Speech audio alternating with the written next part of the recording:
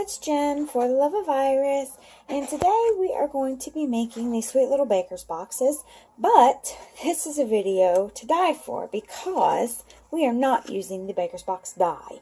I am going to show you how to make these without using the box die from the Thinlits. We're just going to make it with a scoring tool and some cardstock and some paper. I am using the 1516 in color, or 1416 I guess, in color papers. This is Delightful Dijon, Cucumber Crush, Watermelon Wonder. We are going to use Tip Top Taupe today for our sample, and if you leave a comment in the comment section, you can win a kit in the mint macaron section color. So let's get started. The first thing you need is a piece of cardstock that is cut at 10 1/4 by 5 7/8. Okay, and let's get out our scoring tool, and I'm going to just use this stamp trimmer. You are going to score. On the 10 1/4 side, you're going to score at 2 1/4.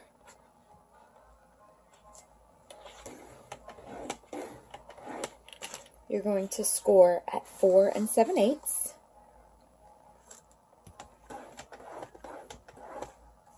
Seven 1/8.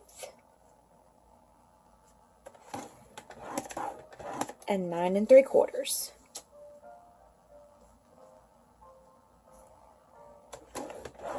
Okay, whip it around. On the 5 7/8 side, you're going to score at 5/8. For me, it's easier to use this side to score at 5/8. So that's right here. And then I'm going to continue and pretend like I scored it out. Because see, scoring over here at 5/8, it's a little tough for me. Because the paper wants to move and twist. So I just scored at 5/8 over here, and then I just continue on. So your 5/8 score line should be on your left. Okay? 2 1/4 is your next score. If you have the Simply Scored scoring tool, you can do that. And you won't have to flip it around or anything. It's a lot easier. But I was going to try and use minimal products for the least expensive way to do it. So 2 1/4. So again, 5/8, 2 1/4, 4 1/2. Okay. All right. Now we can remove this. All right. And now you're left with a piece of cardstock that has a narrow top and then 3 pieces here at the bottom. On this narrow top, we're going to work on this second section right here. There are 2 long and 2 skinny pieces here, these squares. Can you see that? Yeah. So this is the fat one, this is the skinny one, fat, skinny. On the skinny ones, you need to take a ruler and mark with a pencil. And you don't have to do this part, but what I'm doing is creating the side of the box here, these lines right here. It will bend on its own, but I find that it just bends a lot easier if you create these score lines. So I'm going to show you how to do it. If you want to do it, fine. If you don't, that's good too. So again, 2 fat, 2 skinny. We're going to work on the skinny ones. They measure 2 1/4. So what you're going to do is you are going to mark at 1 1/8. And what I do is I mark it just above in this little narrow section because we're going to cut this way anyway. So 1 1/8 there, which is the middle of that one. And then 1 1/8 here, which is the middle of that one. So we've got our 2 marks right there in the middle of that one. And then right there in the middle of that one. We are going to now take our ruler. And I'm not even going to use a score tool. I'm just going to use my bone folder. So you don't have to have a score tool if you don't want to buy that. If you have a bone folder, it'll work just fine. You're going to line up the mark that you made with the very first score line here. Let me zoom in so you can see. Well, I say I'm going to zoom in, and then I don't do it. Okay, so what I've done is I've lined up my ruler with the mark right here that we've created and this very first score line here, okay? So line up your ruler and connect those 2 dots and then score. All right? All right. And then you're going to do the same on the other side. Line up the mark with the first score line. Right? And score. And again, this part is optional, but I do find that it does bend a little bit better when you do this part. Okay, same thing on this other one. Line up your mark you made with the first score line. Score. First score line. And score. Okay, so now we have a piece of paper that looks like this. It's got, let me see if I can angle it enough, yeah. It's got a narrow, fat, a triangle, fat, a triangle. Okay? Alright, so now let's start snipping away at our pieces. We are going to, as promised, cut away that square that we marked on. So up here at the top, what we've done is essentially we've created the sides. These are the sides here, and then these parts here are going to be the top. So cut this away. Here, and then you're going to cut this away as well. And if you want to burnish your score lines now, you can. I found that it works easier for me for it to be a little bit flat. And I just fold this one down to cut this here, like so. Okay, so now we have something that looks like this. And then over here on the skinny piece, we're going to remove the top and the bottom of the skinny pieces, okay? And I usually angle in just because it makes the box close a little easier. On this top one, you don't want to angle in, you want to make it flush because we're going to round the corners of this and it's going to become the top of the box. So cut this one flush and then angle in on this one. On this one, you can angle in on both. Miter, angle, whatever. Okay? So now we have this. Alright, with me so far? Okay, then we're just going to cut up these 4 pieces. We're going to cut these apart. So I miter it in to make it a little bit easier.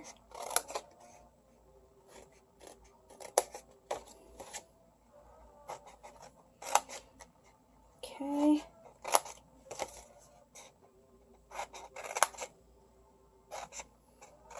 Alright, so now we have our completed baker's box. And it looks something like this. And we're going to take our Project Life corner rounder and we're going to round these 2 corners here, okay? So if you fold it and then stick it in here, it'll round just fine. Same thing, fold it, stick it in, okay? Fold it, stick it in, fold it, and punch. Okay, so now we have our baker's box already ready. Now I'm going to reinforce all my score lines. Right here.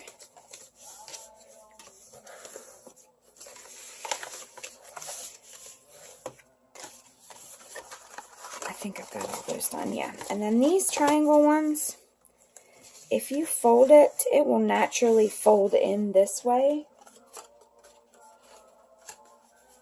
So just give it a little bit of a helping hand because it's going to know where to go. It's amazing how paper can kind of tell where it's supposed to go when you start to fold it. Okay, so now we're all set. Now we're going to stick our paper on here, our Designer Series paper. And I am using the Stacks, the In Color Stacks paper. And you can get this entire box decorated with just one strip of Designer Series paper. And I'm going to show you how to cut it so you use the least amount of waste. Okay, so what you want to do first is cut a 2 3/4. No, I lied to you. It's 2 3/8 piece of pattern paper, okay? And if it's directional, make sure you plan for that. I'm going to use the text on this, so if you're using the text, make sure you cut it with the text going the long way, okay? So 2 3/8. You're going to need 2 pieces of 2 3/8 by 2 1/8, 2 pieces of 2 3/8 by 1 1/2, and 2 pieces of 2 1/8 by 2 1/8, okay? So we've got our 2 3/8 piece of strip of paper. So our first 2 pieces we're going to cut are going to be the 2 1/8. Okay? 2 1/8. You need 2 of these. 2 1/8. Okay? And then we are going to need 2 pieces of 1 1/2 by 2 3/8. So there's 1 1/2, and there's 1 1/2. And then the best thing for you to do on this piece of paper here is to just cut it at 2 1/8 and 2 1/8. And then this is the only strip that you're going to waste. Turn it to 2 1/8 because we're going to make it a square, because remember it measured 2 3/8. So now we've got our 2 1/8 there and a 2 1/8 here. So technically, it's these 3 pieces of paper that you are wasting out of your entire strip of paper. And now you've got all your paper so that you can decorate your box. Okay, so now let's bring this back in and we're going to decorate our box. I'm going to get some snail. The square pieces are going to be the pieces that are underneath your triangle. Okay, so they're going to sit like this. Square, square. Uh-oh, I did my text wrong, didn't I? Okay, well, let's make it polka dots. Want to? Because I didn't plan for the directional part. So this is going to be a polka dot box, unfortunately. Okay, and then polka dots here, polka dots here. Okay, this one seems a little long. I don't think I cut it properly. So let me take care of that real quick. Let's see if that's a little better. Yeah, must have not looked at the right notch there. But so this is the way your pattern paper is going to be set up, okay? So let's just go ahead and adhere it with some snail. And snail is fine for this paper to paper. Okay, there's 1, 2,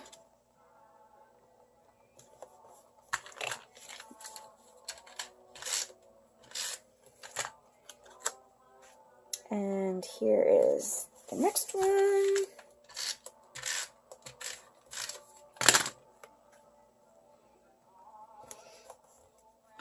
Okay.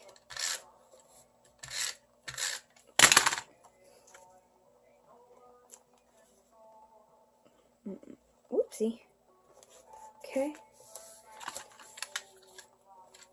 One more, and we'll be ready to assemble our box. Now, if you are putting something really heavy in this, you may want to stick a piece of cardstock in the bottom just to reinforce it. I am not. This is just demonstration purposes, and I'm planning on sticking a little bag of cookies in it. So for me, the way I'm going to close it is going to be just fine. You're going to put fuse right here on the side, close it up here. Oops.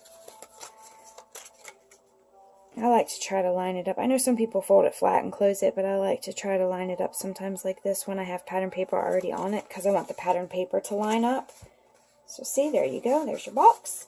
Alright, so the way that this closes, there are 2 pieces that barely close, and then 2 pieces that barely close there. So what I do is I put fast fuse on both, on two sides. So fast fuse here on this side. Okay, and then I stick that one to this one. Can you see me? No, you can't. Sorry. Fast fuse to that one. And then fast fuse on this one. And that will close up your box. Oops, let me get my bone folder, stick it in here, close this up. Okay, now, since we've created our little score lines here, this is going to be much easier to just pinch together. So you're just going to pinch it together like that. And I am using the new gold binder clips to close it up, and some of the pom-pom trim. Now, I'll be honest, when I first saw this pom-pom trim, I thought, what in the world am I going to use this for? I can't put it on a card, it's too bulky. I don't know how I'm going to tie it in a bow. But then I saw this, and I thought, oh, wouldn't that just be the sweetest thing ever? Just kind of hang down on this little bag. You don't have to tie it. You don't have to fold it. You don't have to be finicky with it. It just lays on there perfectly. So I'm using that. And then for our sentiment, I am using the, somewhere, did I put it away? Surely not. Maybe I did. I did. Ha! I am using the Balloon Celebration stamp set. I'm using the Come Let's Sit Together and Drink and Eat Cookies stamps. And I have a circle punch here. It is, I've already punched out and I've forgotten already, 1 3/4. And then I have a 2-inch circle punch in Tip Top Taupe. Already punched out, so these are going to layer like this. My Tip Top Taupe ink pad. So come let us sit together and drink. Can you see? Yeah, okay. Just going to stamp right there. Ooh, I need to re-ink this ink pad, looks like. And eat cookies right here. Perfect. And then just take some snail, here it is, and adhere that to this circle. Perfect. And then just 1-dimensional in the center because I don't want it to interfere with our pom-pom trim. Oopsie. And we are going to position it, oops, we're going to position it right there on the front. Let this pom-pom trim fly over it. If you want to tuck it in, you can. That's why you just do the 1-dimensional in the middle. And it'll tuck in very sweetly. So there you have it. Baker's box without the die. Hope you enjoyed this.